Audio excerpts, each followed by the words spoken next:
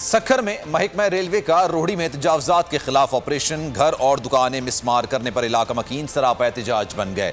Police نے لاٹھی برسا کر عوام کو منتشر کر دیا، مال مفت پر ہاتھ صاف کرتے رہے۔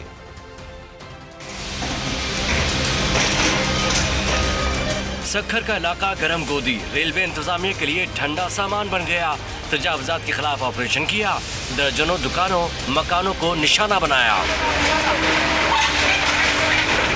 دکانوں سے نکلنے والے سامان پر ہاتھ صاف کیا، مال مفت دلے بے رحم، مظاہرین مال و اسباب لٹتا دیکھ کر احتجاج کرتے رہے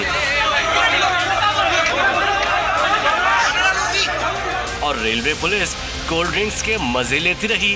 علاقہ مکینوں نے مزاحمت کی، ریلوے انتظامیہ پر پتھراؤ کیا تو پولیس بھی حرکت میں آئی۔ پولیس کی جانب سے شیلنگ کی گئی، لاٹھی چارج ہوا تو علاقے میں بھگدڑ مچ گئی۔ ریلوے انتظامیہ کے مطابق گرم گودی میں ریلوے اراضی پر تجاوزات قائم ہیں، جبکہ مظاہرین کا کہنا ہے کہ ہم کئی سال سے یہاں رہائش پذیر ہیں، ہمیں بے دخل کیا جا رہا ہے۔